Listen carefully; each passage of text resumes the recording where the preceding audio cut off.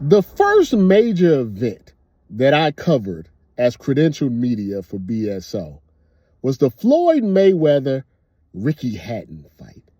I was in my mid-20s, had finally gotten BSO some credibility, and I had absolutely no idea what I was doing.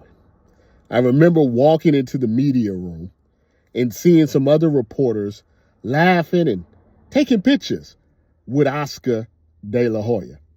So I thought I should go take a picture with Oscar as well.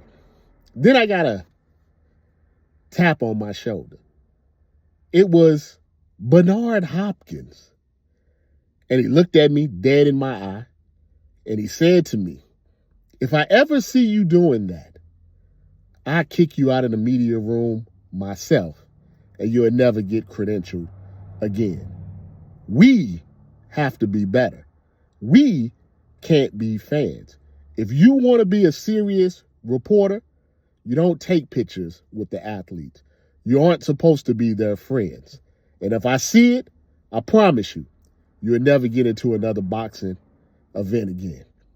And he walked away and left an impression on me. And from that time, I tucked my fandom away.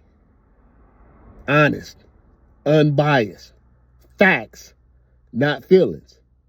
That was my mantra going forward. I would like to think 15 years later that when I do say certain things, people know that it's coming from a place where I'm not a fan. I'm not glazing. This is what I actually think. Even when it comes to my alma mater, the Ohio State University, I still temper my opinions at times. I don't have an irrational hate for the University of Michigan.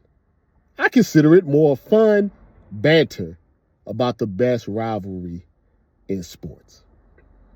But I'm sorry, Bernard.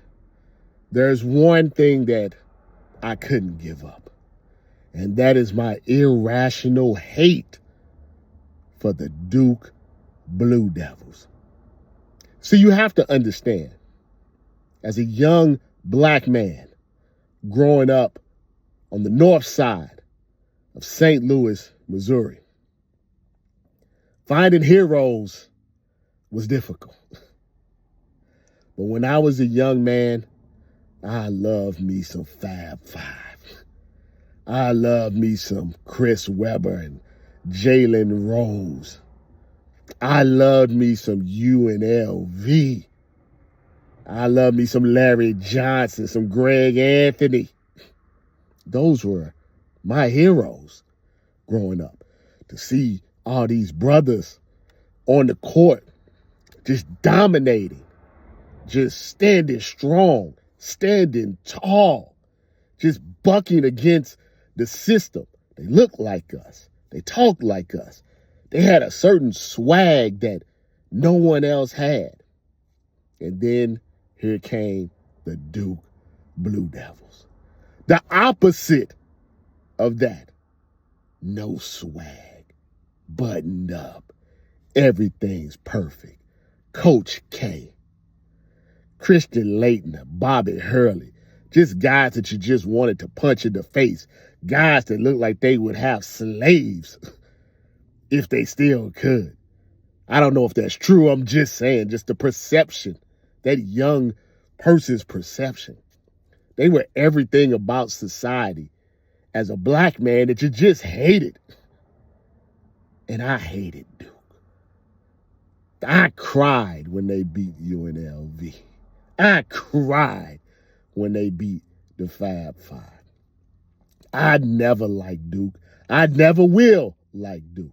The only player that I like from Duke is Grant Hill, and that's only because he's been faithful to Tamia for 20 plus years.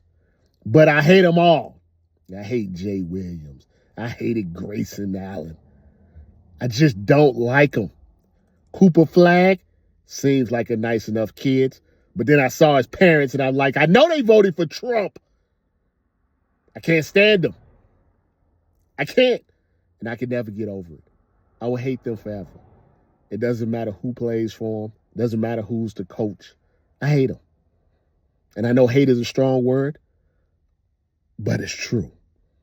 So as you're watching the NCAA tournament, just know, at least in my opinion, the only thing that matters is that Duke doesn't win. I'm a fan of 67 other teams as long as they make sure Duke doesn't cut down those nets.